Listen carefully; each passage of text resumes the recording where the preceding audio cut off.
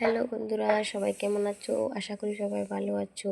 আমিও মোটামুটি ভালো আছি, বেশি ভালো নেই। আমার গলার আওয়াজ শুনে বুঝতে পারছো সর্দি কাশি, নতুন জল পড়ছে। এই চৈত্র মাসের বৃষ্টি ভিজে না, দেখো আমার সর্দি কাশি হয়ে গেছে, তার জন্য ভালো করে কথা বলতে পারছি না। আর এখানে দেখো আমি আজকে কলমির শাক ভাজা করবো। কলমির শাক এনেছে, পালং শাক এনেছে। আর পালং শাক কিন্তু আমি আগে রান্না করেছি, সেই জন্য কড়াইগুলো এরকম দাগ দাগ হয়ে গেছে।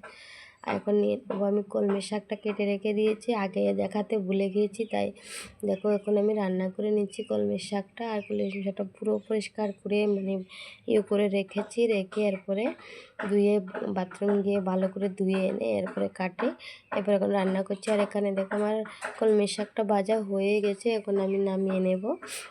একটা বাটি নিয়েছি, দেখো বাটিতে আমি নামিয়ে নিয়েছি। আর কলমির শাকটা সত্যি বন্ধুরা, আমি প্রথম ভাবছি খেতে পারবো না, পরে খাওয়ার সময় দেখলাম সত্যি অসাধারণ হয়েছে। আমি ভাবছি না অতটা, খালি একটু তেল আর একটু রসুন দিয়ে রান্না করেছি, অত স্বাদ হবে বলে আমি ভাবছি না। সত্যি অসাধারণ হয়েছে কলমির শাক, তোমরা এভাবে খেয়ে দেখো, অসাধারণ হয়। আর এখানে দেখো আমি নিয়েছি একটা লাউ। আমি কাটানো কুটোনে দেখাতে পারিনি, বলছি না ভুলে গেছি। আর হঠাৎ করে মনে করলো যে ভিডিওটা করে নেই। আর দুদিন থেকে মোবাইলে চার্জ নেই, কারো লাইভও যেতে পারি না, এর জন্য কালকে আমি লাইভও চালু করতে পারিনি। তাই বলছি যখন একটুখানি চার্জ আসছে তাহলে চার্জ দিয়ে আমি ভিডিওটা সেরে নেই, যখন কারো লাইভে যেতে পারি না। আর এখানে দেখো আমি লাউটা সিদ্ধ দিয়ে দিয়েছি, কেটে বড় বড় করে কেটেছি, 3 কোনা করে কেটে। আর একটু হলুদ দিলাম, আর সিদ্ধ হয়ে গেছে, নামিয়ে নিয়েছি। এখন আমি তেল দিয়ে দিয়েছি, আর তেলের মধ্যে মাছ আছে কয়েক টুকরা, আর আছে একটা মাছের মাথা আছে, এটা একটু ভালো করে ভেজে নেব।